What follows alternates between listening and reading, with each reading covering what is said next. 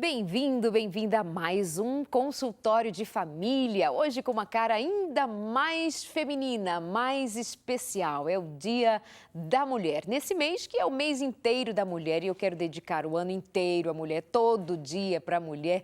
Bem-vindo, bem-vinda você que cuida da sua família, você que acompanha aqui os nossos programas e é daquelas pessoas que põem em prática, é daquelas mulheres que considera cada palavra, cada conselho, cada momento como uma nova oportunidade de fazer acontecer aí na sua vida. Mas seja bem-vindo também o marido, o pai, o homem que está acompanhando aqui o nosso programa. Esse é também um momento seu. Que Deus abençoe a todos nós, que estejamos certos de que há um chamado muito especial para homens e mulheres, cada um no seu tempo, na sua função, nas suas possibilidades. Deus tem uma grande bênção para todos nós. E homens e mulheres sendo verdadeiramente a imagem e semelhança de Deus. E assim nós vamos seguindo. Mas que tal dar esse tempinho bom, como estamos fazendo, para as mulheres, para pensarmos em como somos determinadas, guerreiras, fortes, cheias de vigor, cheias de vida, desafios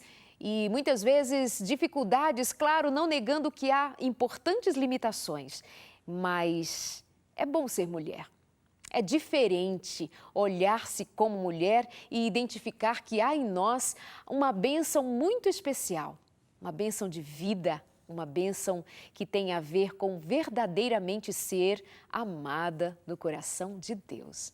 Muito obrigada por sua companhia. Que Deus te abençoe ricamente. Receba o nosso carinho, o nosso abraço e fique muito à vontade. O consultório de família todo seu. Hoje vamos falar de mulheres fortes, de mulheres guerreiras, representando um universo imenso de mulheres com histórias incríveis para contar. Mas queremos motivar você. Vai que no dia de hoje você foi daquelas que pensou assim, comemorar o quê? Dizer o quê? Grande coisa ser mulher. Tenho dificuldades, problemas e daí que hoje é 8 de março? Não quero que você termine o dia com nenhum tipo de desesperança no seu coração. Prefiro que você termine o dia de hoje muito confiante naquilo que Deus ainda tem para você. Se você ficar olhando só para as coisas difíceis, mais difíceis as coisas ficarão. Sugiro que você procure um lado bom, um outro lado, uma outra versão, um outro jeito de viver mulher. Portanto, considere o que nós vamos dizer hoje aqui para você. Para começar, uma pequena homenagem da Novo Tempo, já de cara, para você. E eu já volto para apresentar as minhas convidadas de hoje e a história de cada uma, mas um trechinho de cada história, para inspirar você. Roda o VT. Não foi uma decisão fácil, pois eu não estava deixando simplesmente um emprego, mas sim uma carreira, um sonho. Eu sou a Patrícia e desde a minha infância, após ter participado de um desfile de 7 de setembro, eu alimentava um sonho, de ser militar. E quando eu cheguei na época pré-vestibular, eu prestei o concurso para oficial da Polícia Militar do Estado de São Paulo, onde eu permaneci por 15 anos. E em 2011, entreguei minha vida a Cristo. E eu comecei a ter alguns problemas para a guarda do sábado. E senti Deus falando ao meu coração que estava na hora de eu sair da polícia. Apesar de todas as dificuldades, confiei em Deus. Hoje, posso dizer que eu estou muito feliz, porque eu não tenho dúvidas de que eu fiz a vontade de Deus. E eu sinto que, ao modelar o caráter dos meus filhos, eu estou contribuindo para um mundo com pessoas melhores. Quero apresentar as minhas convidadas de hoje, a Alessandra Gines, é também uma daquelas mulheres que hoje é integralmente mãe, cuida da sua casa, da sua família, do seu marido, vem nos contar um pedacinho da sua história. Bem-vinda, Alessandra. Obrigada. Obrigada, Leide. Muito bom ter você aqui com a gente, acompanhada da sua filha. Qual o nome da sua filha? Maria Cecília. Maria Cecília. Tudo bem com você, Maria Cecília? Tudo. Muito bom ter você aqui com a gente, viu? É uma honra para a gente estar aqui. Muito obrigada. Maria Cecília, que é estudante, veio acompanhar a mamãe hoje aqui com a gente. A Ellen Fonseca, que é pedagoga e volta aqui, quer dizer, a primeira vez aqui no consultório de família. Bem-vinda. Muito obrigada, Darleide. Que bom que deu certo, né? Deu certo Estou de muito você feliz de vir. estar aqui também. Mais uma daquelas mulheres que é mãe, dona de casa, cuida do marido, a pastora Odailson agradece, né? E trabalha também fora de casa, voltou a trabalhar agora, né? Retomando as atividades na escola como professora. Sim, agora retornei à minha área mesmo, né? A área da educação. E estou muito feliz, muito realizada. Deus tem um momento certo para tudo, né? Quanto tempo você ficou em casa integralmente cuidando da Thalissa? Integralmente até ela entrar no pré, sabe? Quando ela entrou, aí eu comecei meio período a trabalhar e ficava tarde com ela. E agora eu aceitei a escola, porque a gente sabe que escola não é só meio período, né? A gente acaba levando alguma coisa, mas ela está alfabetizada, então está tudo se encaminhando assim. Dentro do Foi tempo. com muita oração essa decisão. É isso.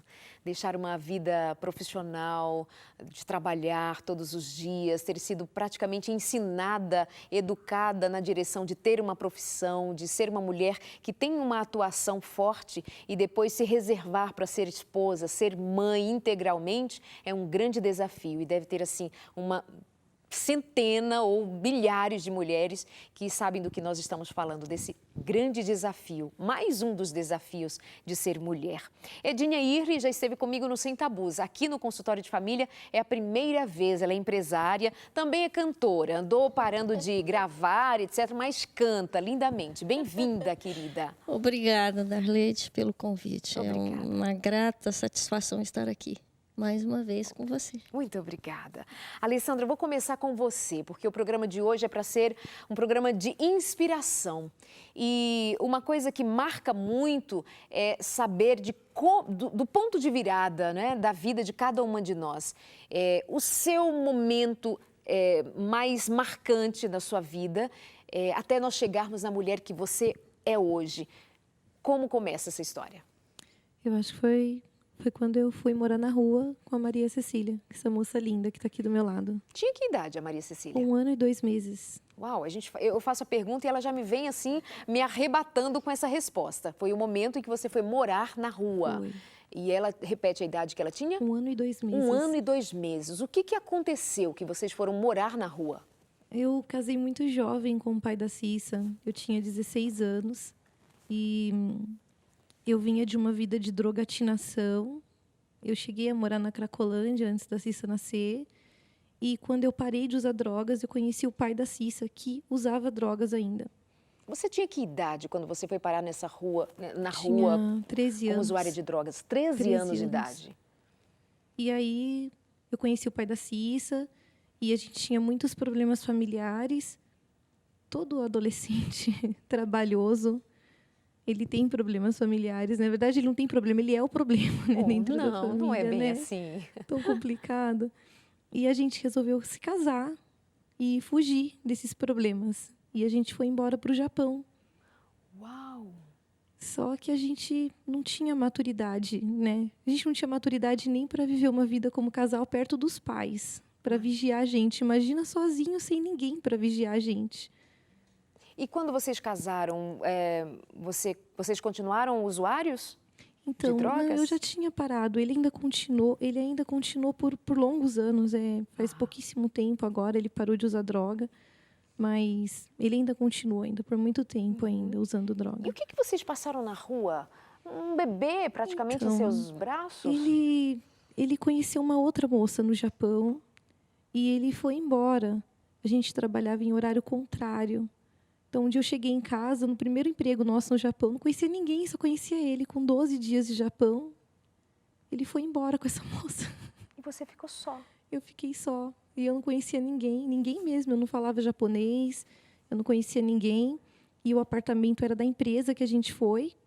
Então, quando ele parou de trabalhar, como ele é a parte descendente, eles pediram o apartamento de volta, me tiraram do emprego e eu fiquei com a Cissa sem ter para onde ir. Sem ter como voltar, porque eu não tinha uma passagem de volta. Tinha contato com a sua família aqui no Brasil? Então, tinha. Eu tinha, na primeira semana que a gente chegou lá, a gente tinha contato ainda com o pessoal aqui. E depois, quando eu fui para a rua, eu não tinha, porque precisa uma moeda de 10 ien para fazer o telefone público funcionar, para ligar, cobrar. Você não tinha nada. Não tinha nada. Não tinha nem para fazer o orelhão funcionar, para ligar, cobrar para o Brasil. Vem cá, e para piorar, se é que dava para piorar, é verdade que ele foi embora levando os seus documentos, inclusive passaporte? Foi por isso que a gente foi morar na rua. Porque quando ele foi embora, na pressa de ir embora, ele levou a nossa mala e não a dele. Então, eu fiquei com a mala dele e ele levou a nossa. E com o passaporte meu e da Cici, o Gaidin Toroco, que é um RG de estrangeiro no Japão, eu não tinha nem como comprovar que a gente era brasileira. Eu estava muito longe do consulado, porque o consulado é em Nagoya e eu estava em Kosai. É muito longe. Eu não tinha como chegar, não sabia chegar, não sabia me comunicar em japonês e acabei indo para a rua por não conseguir me comunicar com ninguém para pedir ajuda. Uau! Eu já quero voltar aí e saber, nós queremos saber, né? Como foi que ela saiu da rua, como foi que ela voltou para o Brasil, como que ela está aqui hoje contando essa história e o que mudou na vida da Alessandra. É só para você já ir entendendo que assim as voltas que a vida dá, as nuances que parecem cinzas, muito escuras, difíceis demais de serem resolvidas. Se você pensa nessa mulher morando com uma filha, um bebê no colo, no Japão, sem falar aquela língua, sem ter ninguém conhecido por perto, sem ter dinheiro para nada, morando na rua porque realmente estava abandonada, digamos assim, mas tinha um Deus cuidando dela.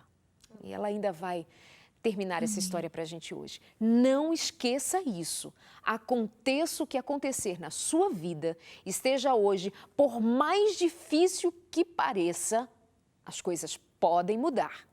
Não desista. A próxima história tem a ver com algo muito doloroso. E é a Ellen que vai contar agora esse momento da sua vida que te faz ser assim uma mulher que pode dizer de uma nova descoberta, que te faz hoje ser uma Ellen aqui no meu sofá, talvez muito diferente, ou em partes, né, consideravelmente, diferente da Ellen de outros dias, de outros tempos, de 1 ano, 2 anos atrás. O que foi que aconteceu na tua vida? Cada mulher, cada pessoa parece que tem uma fase da vida, uma idade para ser pego de surpresa por alguma coisa, né? Ouvindo a sua história, eu me emocionei, porque com 13 anos, né?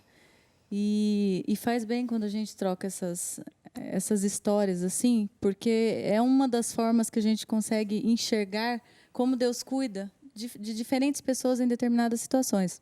E comigo foi a questão da minha mãe, né? A gente nunca imagina que isso vai acontecer em algum momento. Quer dizer, a gente imagina, mas né, não quer chegar. Minha mãe tinha 63 anos apenas. Foi num sábado à noite, quando o telefone tocou. E eu atendi, achei estranho, porque sábado era um dia que a gente não se falava muito no telefone, porque ela com as atividades da igreja e a gente também.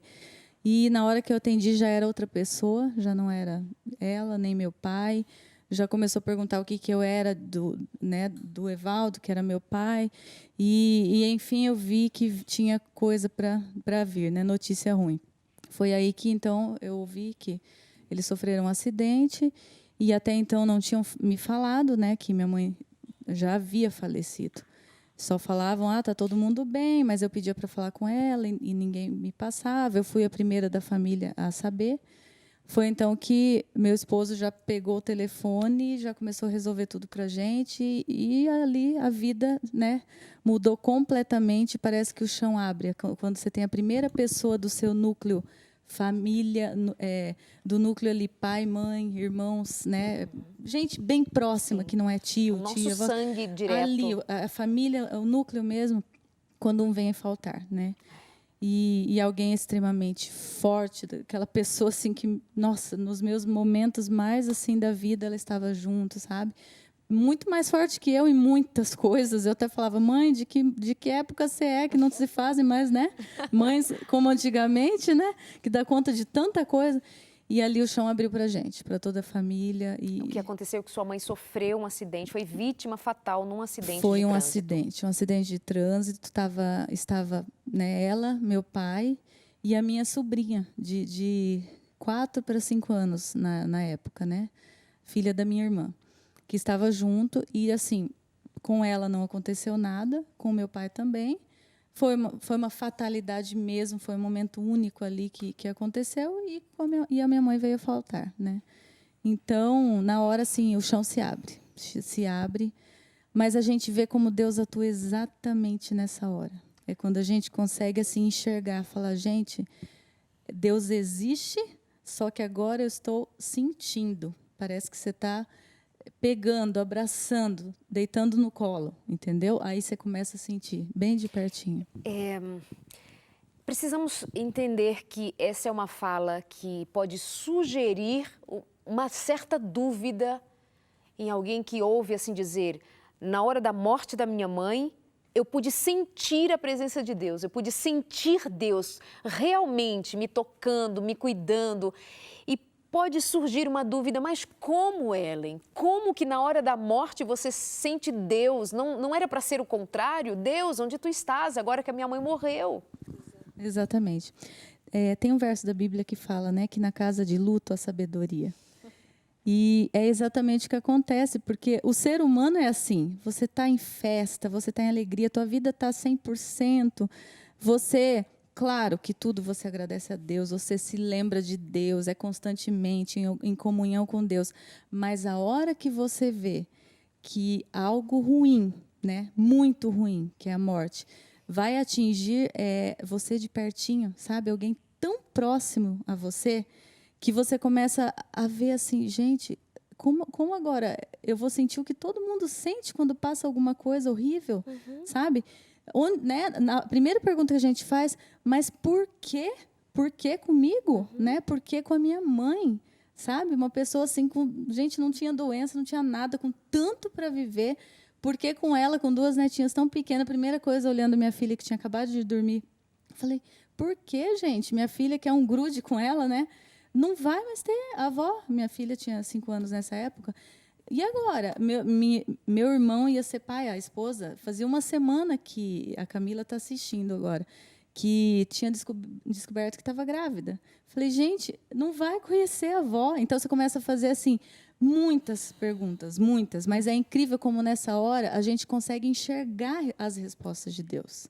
É aí que a gente sente Deus mais de pertinho, que a gente enxerga melhor as respostas, ouve, né? E eu quero, quando voltar a conversar com você, saber mais sobre isso. Como foi aprender de Deus na hora da dor.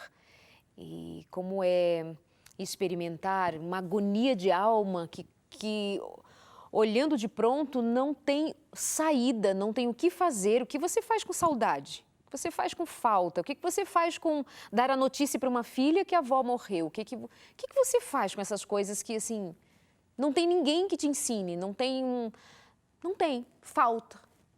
E aí, como é que você vive uma experiência real, direta, prática com Deus? Como que a Ellen consegue falar sobre isso hoje, querendo vir aqui e trazer esperança? Como que ela vai falar de esperança agora? Por que caminho ela vai dizer das coisas que mudou no coração dela, na mente dela, na disposição em viver esses dias que ainda temos para viver até que Jesus volte? Mais uma história, um trecho de uma história, de uma vida inteira que tem N experiências para contar, como todas elas, como eu tenho, você tem. Nossa vida não se resume a um momento, tem outros aspectos, outros momentos muito dolorosos, mas vamos pensar da história da Edinha agora. É um momento que a mim me emociona muito. E, Edinha, conta pra gente o que é o poder de Deus por meio da oração na sua vida. Então, Darleide, quando você vem de um passado, você tentar entender a história da tua vida quando você é pequena, menor ainda, na faixa aí dos seus 8 anos, entender uma situação de ver uma mulher que sempre lutou, sabe, deu duro, e de repente você vê aquela mulher surtando na sua frente, minha mãe, né, esquizofrenia. Eu tinha 8 anos de idade. Eu e meu irmão, nós ficamos como sem chão, né? E meu pai sempre fora de casa, com bebedeiras, mulheres, jogos, e trabalhava, trazia as coisas para casa, mas ausente, quase a maior parte do tempo. E E ali você vê agora a ausência da sua mãe. Ficava quase o ano inteiro sendo internada. E nós fomos crescendo, tentando entender a vida. E ali até por volta dos 14 anos, vendo a minha mãe vivendo internada por causa dessa doença, a esquizofrenia. E vivendo ali agora, tentando descobrir sobre a vida, o que é ser uma jovenzinha, aprendendo as coisas mais nas ruas, porque aí eu comecei a viver nas ruas, e tentando descobrir o que era ser mulher, o que era tudo, o desenvolvimento de um ser, de querer namorar, de querer descobrir as coisas, e não tinha com quem conversar. Não tinha uma mãe para te acompanhar? Não, nem pai, porque o pai é ausente. Às vezes eu tinha uma sardinha, uma latinha de sardinha para comer em casa, junto com meu irmão. Então, eu deixava, às vezes também trazia, mas quando ficava desempregado, nós não tínhamos o que comer em casa. Então, foi uma luta muito grande. E você sempre questionando e ficando revoltado. Por que eu nasci para viver dessa maneira? E, olha, a única coisa que eu sei é que o meu desejo era sair correndo daquela casa para não ver aquela mulher, a minha mãe, sofrendo, se esperneando, ficando nua, querendo agredir, bater, e você querendo ser amada, receber carinho, e não tinha. Então, chegou uma fase da vida que só restava uma coisa: as drogas. Ou Deus operava um milagre, mas eu não conhecia Deus, ou eu ia acabar morrendo nas ruas. Então, você também, como Alessandra, na adolescência, foi usuária de drogas? Eu usei, cheguei a usar, mas eu gostava mais era de estar com os amigos. Você queria companhia, você queria pessoas. A gente sente muita falta disso, né? A convivência dos amigos.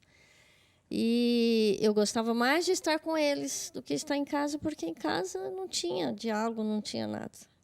Isso é para você ter uma ideia. Para eu descobrir como eu podia me tornar moça, eu nem sabia como usar adequadamente as coisas que envolvia o corpo feminino. Não tinha ideia. Então, eu era nas ruas, com os meus amigos. Bebendo, principalmente bebida. Bebia muito, muito mesmo. E aos 18 anos, o evangelho chegou, né, na minha vida, através de uma pessoa que me perseguia com uma Bíblia. Eu corria dela de tudo quanto é jeito, não aguentava ver. Mas ela se apaixonou por mim no sentido assim, queria me ajudar e queria ajudar minha mãe. E ela falava: o dia que você conhecer o evangelho, você conhecer a Cristo, ela era apaixonada por Cristo, eu acho que foi por isso, né? Você vai ver a diferença na sua vida e na vida da tua mãe. Deus vai operar um milagre na vida da tua mãe. E isso, para mim, foi o que despertou. Era tudo que você queria, né? A mãe sendo justamente transformada. Sendo transformada. E ali, ao conhecer, entregar a minha vida ao Senhor, eu tive a oportunidade de comportar. Para quem não sabe, comportagem é você poder ter condições de estudar vendendo livros da área de saúde, né? Na área em que dê condições de uma pessoa ter um conhecimento amplo da vida, do Evangelho, e isso aconteceu. Eu paguei meus estudos em São Paulo, né, no antigo Capão Redondo, ali no NASP, não sei se é o Campus 1. E depois eu voltei, né? Me formei em pedagogia. Enquanto isso, minha mãe ficou com meu irmão. E ela continuava doente? Doente o tempo inteiro. A minha mãe ficava internada uma média de 4 meses no ano. Uau! Nós vamos fazer uma pausa agora, vamos para o intervalo e na volta. A gente quer saber ainda do retorno da Alessandra para o Brasil e principalmente do retorno dela a uma vida digna. Hoje a Alessandra é casada, tem mais uma filha além da Cissa, muito bem casada, feliz, com uma vida restaurada. Mas como se deu? O que acontece nesses mistérios que a gente não consegue explicar com palavras, apenas testemunhar e ver o que Deus faz? E ainda mais, como que a esperança toma um lugar tão importante e significativo na vida da Ellen? E um momento muito específico que eu quero que a Edinha compartilhe com a gente, que tem a ver com a restauração da mãe dela, numa situação que eu creio vai dar a você muito significado à sua vida de fé e oração. Nosso intervalo é bem rápido, fica com a gente, um programa especial para homens e mulheres, mas contando a história de 3 mulheres que têm a dizer não somente com palavras, poemas, poesias, mas com dureza, choro, lágrimas, muita luta, muita batalha, muita resiliência para certamente poder testemunhar nesta noite para mim e para você. Podemos todas as coisas naquele que nos fortalece. Até já.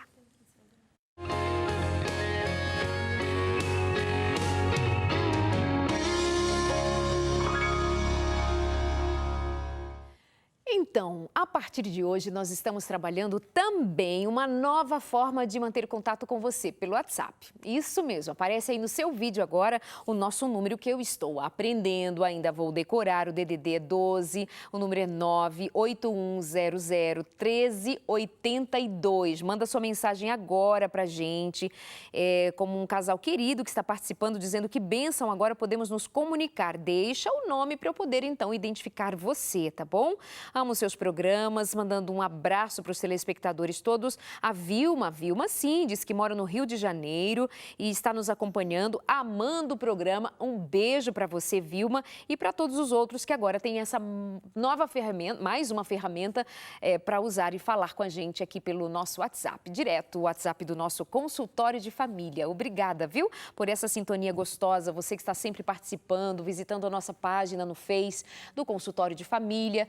E só temos a agradecer porque você confia no nosso trabalho. Para quem confia no nosso trabalho, queremos ainda indicar a revista Fique Leve. Fala de saúde, como ser saudável, como cuidar de você, da sua mente, do seu corpo e, obviamente, da vida espiritual. Faz assim, entre em contato com a gente pelo nosso blog, novotempo.com/consultório de família, e ali você vai encontrar um banner com esta revista Fique Leve e então vai poder preencher o cadastro e receber em casa a revista Fique Leve, presente nosso e dos Anjos da Esperança, que nos faz levar mais longe mensagens de vida, de fé e de esperança. Um abraço muito, muito especial para um monte de gente que eu estou devendo, faz tempo que eu não mando abraço, né? Hoje vou deixar de fora alguns nomes especificamente, mas pelo tempo corrido aqui, algumas histórias muito queridas e significativas no programa de hoje. Mais um abraço para o pessoal de Sobral, Fortaleza.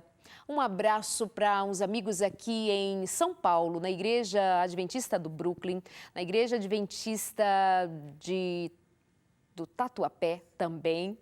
Um abraço para as meninas lindas de Minas Gerais, em Belo Horizonte, onde estivemos reunidas neste último final de semana. Um beijo muito especial para vocês.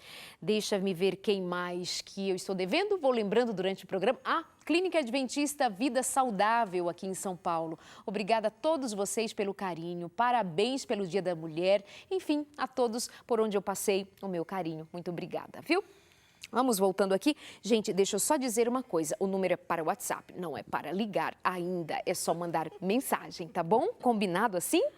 Ok, chovendo de gente mandando recados. Muito obrigada a todos. Dizendo que está apaixonada pelo programa de hoje. Um abraço para a Nena. E nem vou dar conta, mas depois vou olhar uma por uma. Pode deixar.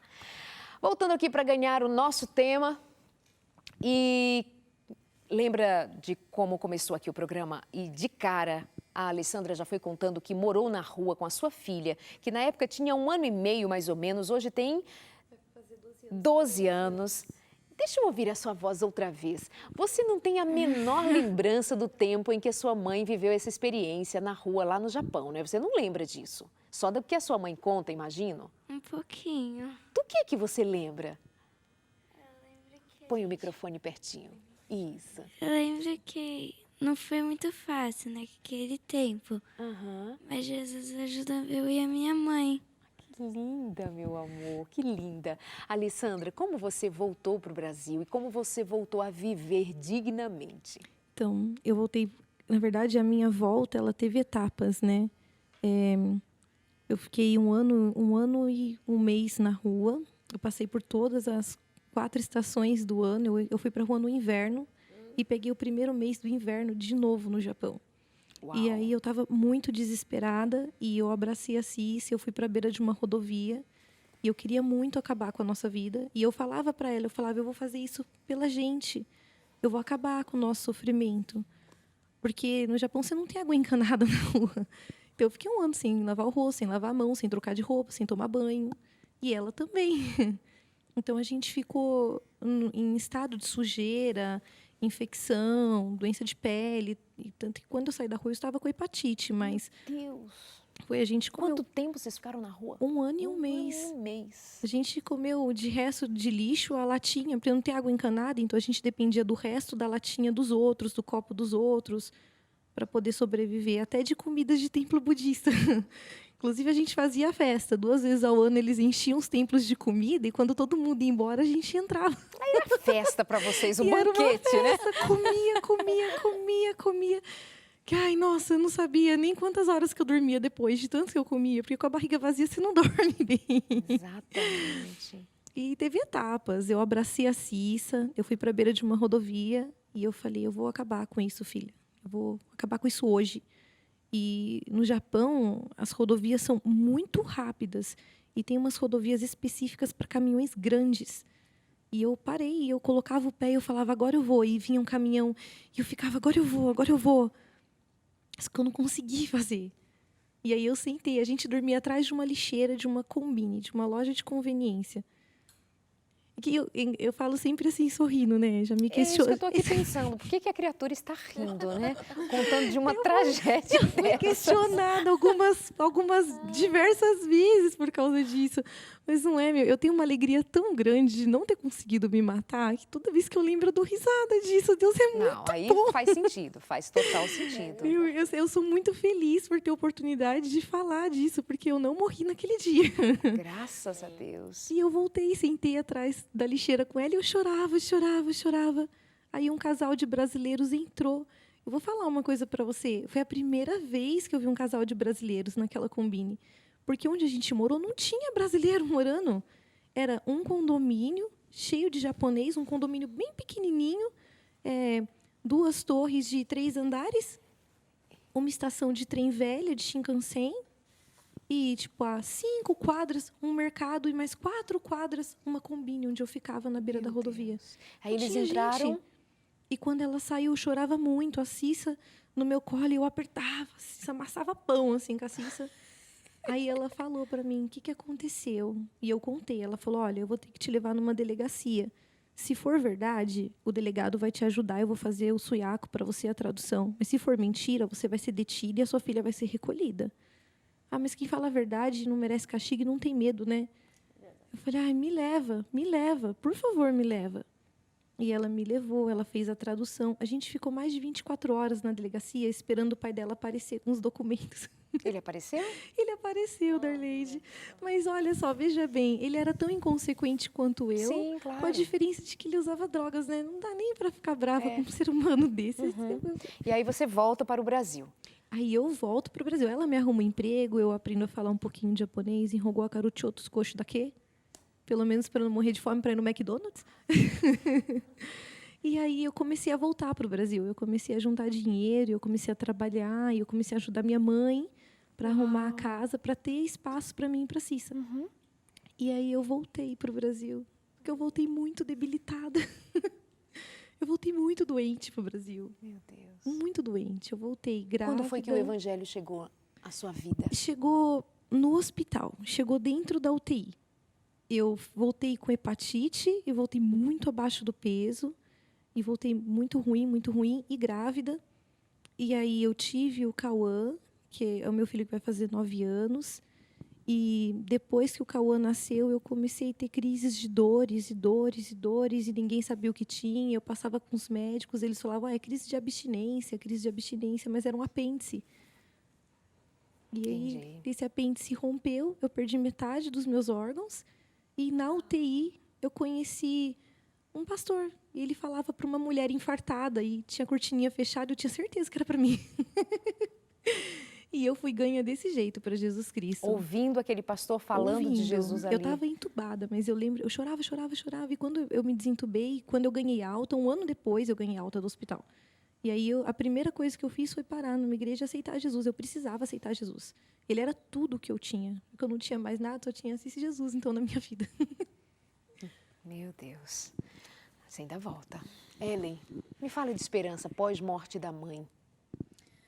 Esperança é algo assim, chega a ser quase concreto.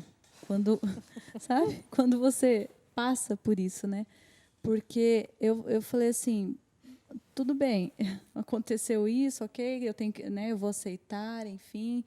Mas assim, a dor e o vazio é muito grande.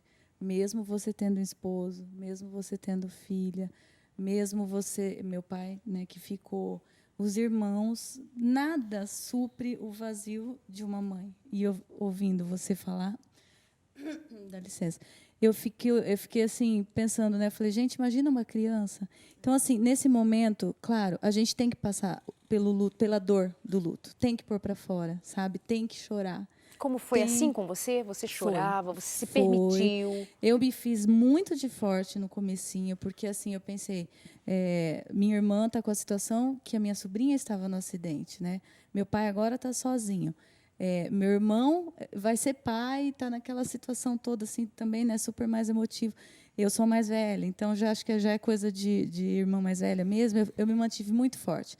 A Thalissa, que é minha filha, a gente não conseguiu contar para ela no dia, porque bem naquele dia a gente deixou em casa de amigos, que eu só tenho a agradecer amigos também, que nessa época me apoiaram demais. E não deu tempo, foi tudo assim muito até a hora do enterro, muito corrido. Ela estava em outra cidade, a gente não conseguiu contar para ela, porque não ia ter tempo hábil para isso. É uma criança, tudo com muita calma. E a gente contou no outro dia, quando a gente chegou, né, lá na cidade. E foi então que para mim foi a parte mais difícil. Porque, além de contar e ela entender, né? Vovó morreu, mamãe? Morreu, filha. E ela pediu para ir lá no cemitério, né? E você chegar lá no dia seguinte de uma dor que você passou no dia anterior é muito difícil. Eu falo que aquele momento, para mim, para ela e para o Daílson, foi assim, eu acho que um dos momentos mais difíceis até do que o dia anterior, sabe? Porque você chega lá, aí você tem a noção que aquelas homenagens, aquela coisa assim, né, do dia anterior, acabou e acabou. As coroas de flores já estavam jogadas por cima. É um túmulo. Então, assim, no dia seguinte, eu acho que poucas pessoas já voltaram, sabe? Verdade. Quando isso acontece. Porque a gente vai depois de um tempo, tal. Mas no dia seguinte ficou muito. E lá, quando eu estava bem na frente, assim, olhando, explicando para ela, ela pediu para comprar um regador. A gente comprou um regador e ela começou a jogar nas coroas, nas flores, né? E ela falava que era para as flores não murchar até Jesus voltar. As flores não murcharem. Aí ali eu lembrei de Apocalipse 21:4, né? E que é o verso assim que eu acho que consola todo mundo que passa por alguma situação, né? E Deus lhes enxugará dos olhos toda lágrima, não haverá dor, nem pranto, nem morte, e por aí vai. Eu acho que o que cada uma de nós passamos, né?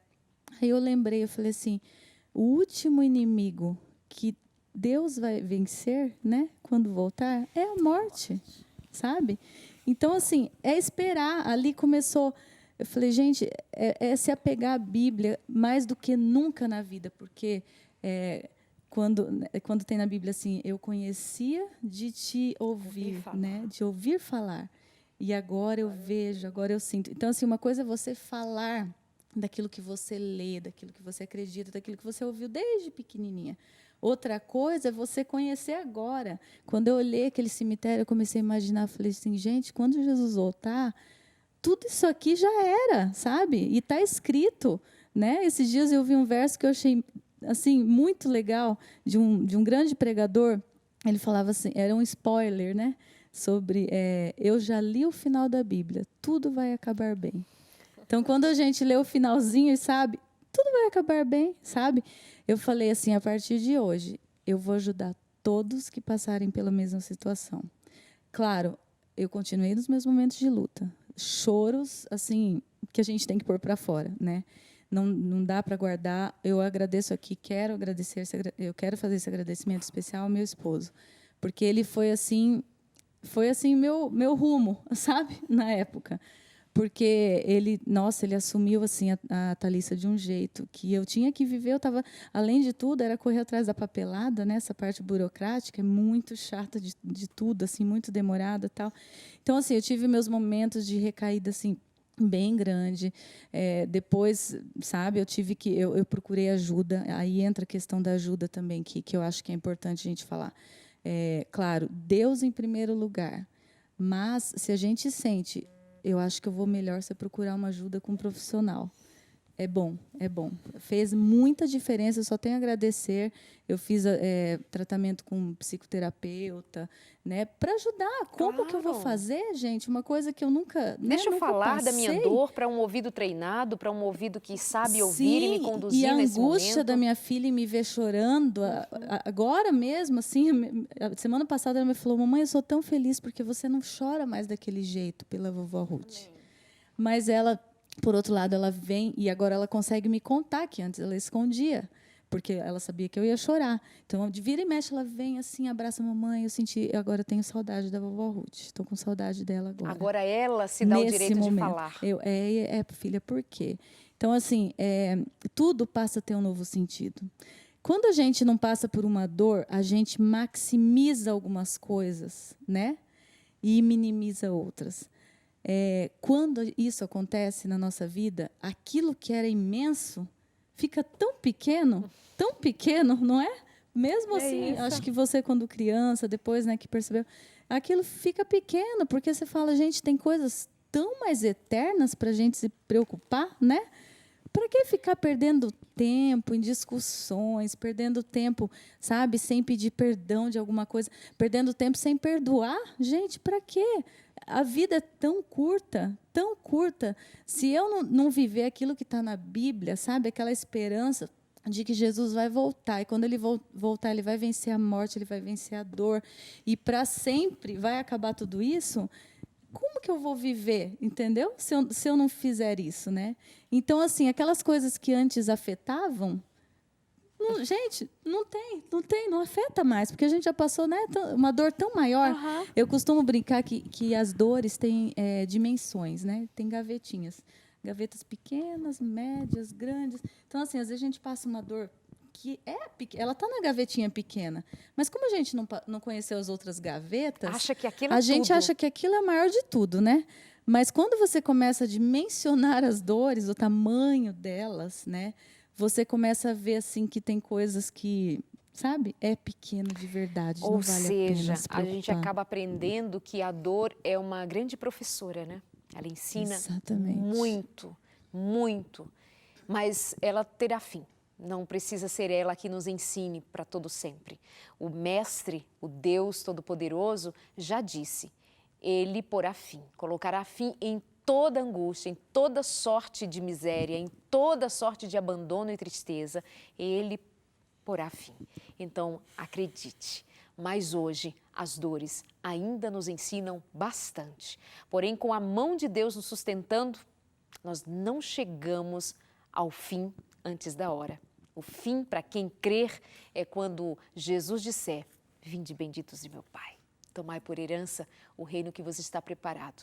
E para aqueles que venceram, eu tenho para dar a cada um de vocês a coroa da vida. E não é uma vidinha qualquer, é a vida eterna. E você? E aquele momento em que você encontra Jesus e em Jesus toda a sua esperança de ver a sua mãe curada, como se deu? Quando eu terminei a faculdade, ao retornar, eu vi a minha mãe agora, uma mulher de 1,5 m, em torno dos seus 120 quilos. Uau! Por causa da medicação, né? Ela é destrutiva. Ali ela desenvolveu diabetes e outros problemas sérios, pressão. E eu via a minha mãe o tempo inteiro andando para um canto, para o lado da casa, sem dormir, sem comer. Às vezes, passava 2 a 3 dias sem comer nada. Eu falei, isso tem que ter fim. E quando eu me aproximava, procurava ajuda, procurava alguém para me dizer o que fazer diante dessa situação, eu não tinha, porque essa situação envolve não só a questão psicológica. E eu vou te falar uma coisa, o Darleide, o que fortaleceu muito o meu entendimento sobre essa questão foi a leitura da palavra de Deus. Porque, na época de Jesus, havia muitas pessoas endemoniadas, mas fragilizadas pela vida. E o inimigo aproveitava dessas mentes fragilizadas e as tomava. E eu fui compreendendo até o ponto que, conversando com um pastor que eu levei para visitá-lo, a visitar a minha mãe, ele me disse uma coisa, Edinha, aqui sim tem uma mulher doente, mas aqui tem também demônios nesta casa. Eu não tinha o entendimento da questão, né? E comecei, então, a estudar a palavra de Deus para entender as visitas de Jesus, as curas que Jesus fazia sobre esses endemoniados, pessoas que eram atormentadas, né, pelo inimigo. Até que me deparei com a situação daquele jovem que era jogado, né, no chão, no fogo, na água, e era um jovem. E o inimigo tentando destruir, e o pai desesperado. Já tinha tentado de tudo. Até que ele chegou para Jesus e falou, olha, se tu podes, cura o meu filho. E eu estava assim. E Jesus falou para aquele pai, se podes, tudo é possível aquele que crer. E o pai, então, falou o seguinte, Senhor, perdoa a minha falta de fé, mas aumenta a minha fé. E ele falou, aumenta a minha fé, me ajuda, eu creio no Senhor, mas aumente a minha fé. Aí você se via naquela história. Aí eu me via, porque o filho não podia lutar por ele. A sua mãe não podia lutar por ela mesma. Oh, obrigada por estar falando, mas era isso, eu estava vendo isso. E quando eu falei para Jesus, um dia eu falei, Senhor, era setembro de 1989, quando a minha mãe chegou dessa internação. Era um quadro triste. Era só eu, meu irmão já morava fora do país. Meu pai, ele deixava por minha conta agora, eu não sei mais o que fazer. Meu pai já não morava mais conosco. E eu, com aquela situação, eu tinha, na época, 26 anos, e eu cheguei na minha casa, no meu quarto, fechei a porta, porque um dia antes, era de madrugada, umas batidas na minha porta, manifestações do inimigo mesmo. E quando ele a tomava, aquelas vozes, aquelas coisas absurdas que aconteciam. E eu falei, Senhor, eu não quero viver dessa maneira, e não quero ver minha mãe sendo destruída. Eu quero vê-la feliz. Então, eu quero fazer um pacto com o Senhor. A tua palavra fala, sujeitai-vos a Deus, resisti ao diabo e ele fugirá de vós. Então, se há alguma coisa em mim que está trazendo tristeza ao seu coração, se há algum pecado, que o Senhor me perdoe e me ajude agora, me fortaleça para poder cuidar da minha mãe até o final dos seus dias. E a tua palavra fala que tudo é possível àquele que crê. Eu creio em ti, como esse pai eu falo, aumente a minha fé, mas cura a minha mãe. Não permita mais que ela seja internada. Eu faço um pacto, eu vou cuidar dela até o final dos seus dias. Mas nunca mais o Senhor deixa o inimigo levar a minha mãe para ser internada. Que o Senhor dê a ela o privilégio dela poder ter uma velhice saudável. E se o Senhor permitir que eu case e venha ter filhos, que ela possa ter a felicidade de ver os seus netinhos. Foi esse pacto que eu fiz com Deus. E desde esse dia, nunca mais a minha mãe foi internada. Glória a Deus. Por quê?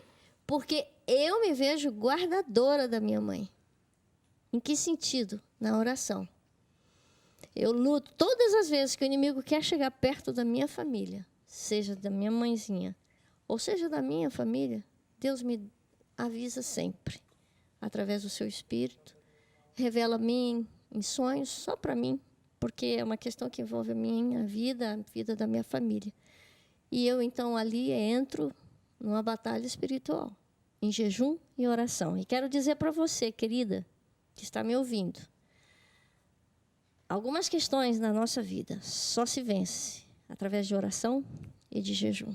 E assim foi, e hoje eu sou feliz. Sou casada, 22 anos, tenho 2 filhos lindos e maravilhosos. E a sua mãe? E a minha mãe está lá feliz, morando com meu irmão, graças a Deus. Nunca mais internação. Nunca mais. Nunca mais a presença do inimigo. Não. Vida livre em nome de em Jesus. nome de Jesus. Amém. Ai, final de programa, mas só falta você me dizer, princesa. Você casou, você tem outros filhos e você diz: eu me alegro, sou uma mulher extremamente feliz desde o dia que Jesus entrou na minha vida. É assim. Arleide, você sabe que eu tô assim, né? Como você falou, né? O inimigo, ele tá sempre ali, né? Pronto para derrubar. Por isso que a gente tem que vigiar e orar sempre, né? E eu tô aqui de novo, né? Assim, na mira do inimigo, né? E eu vou fazer uma cirurgia e 50-50, né? Se eu não fizer, eu morro. E se eu fizer, também tenho chance de não voltar dela. Mas eu sou feliz, Arleide, sabe por quê? Porque, assim como você falou, ó, eu casei. O Rafa, meu esposo, ó, amor, você tá aí, eu te amo, lindo. Minha bênção. Lindo. É um presente na minha vida, porque eu tenho uma história muito comprida, né? E o Rafa era 0 quilômetro. Deus, quando te dá, ele te dá lindo. E ele me deu um marido maravilhoso que está comigo, que está do meu lado, que passou por cima das cicatrizes, das perdas, da rua, da droga. E você se disse ver uma mulher curada, liberta, Me vejo, livre de Darleide, verdade me em vejo. Jesus. A gente não vive a cada dia basta o seu mal? Todos os dias não são para o Senhor? Se eu vier descansar, não é um descanso para reencontrar com Ele? A minha expectativa é estar com Ele, seja quando eu, num piscar de olhos, que isso é a morte, é um piscar de olhos. Seja no meu piscar de olhos, ou seja ver Ele chegando, lindo, maravilhoso, meu noivo. Amém. Eu estou aqui para isso, Amém. sabe? Para Deus viver para abençoe. Deus. A Alessandra, ela vai passar por uma cirurgia muito delicada. Os seus órgãos estão assim colados uns nos outros. E eu aproveito, Alessandra, com licença para pedir Amém, a você de Darleide. casa, ora pela Alessandra, para que essa cirurgia possa ser feita não somente pela mão de um médico Ai, escolhido amém, em por nome de Deus, Jesus. mas que a mão do Senhor esteja conduzindo todo o procedimento. Ela sente muitas dores, sob forte medicação, mas esse sorriso, essa alegria permanece o tempo inteiro, O tempo todo, tem que grata ser a assim. Deus, louvando a Deus, exaltando o nome de Deus o tempo inteiro. A Ellen, eu quero agradecer muito. Ela trabalha logo cedo, está a quase 3 horas daqui de onde nós estamos agora, vai voltar agora no final do programa. E quando eu disse, Ellen, vem dividir um pouquinho da sua esperança, da sua força, ela disse, vou, porque eu me disponho a inspirar outras pessoas a viverem pela fé, como eu tenho vivido. Muito obrigada, Ellen, que Deus abençoe a você ricamente. Amém, foi um Amém. prazer. Você verá sua mãe, eu verei minha filha, nós veremos todos os nossos queridos. E Edinha, que veio de Goiânia, obrigada por sua disposição. Edinha, você vem, já estou indo para testemunhar no nome de Jesus. Deus te abençoe. Obrigada por estar aqui, é uma oportunidade áurea. Obrigada. Louvado seja Deus. Obrigada. Que Deus encha o seu coração de mais fé, de esperança, de confiança. Não tiramos tempo aqui para falar de beleza, para falar de moda, para falar de maquiagem, para falar de coisas que mulher gosta. Nós queremos falar de algo mais nobre, maior, mais lindo, mais rico. Quisemos falar de coisas eternas. Guarde o que é o eterno. Dispense as coisas fúteis, deixe as coisas frívolas de canto, olhe para frente, para o alto. Jesus ama você. Feliz Dia da Mulher, feliz Dia do Homem, feliz Dia da Vida. Seja feliz. Até o próximo programa.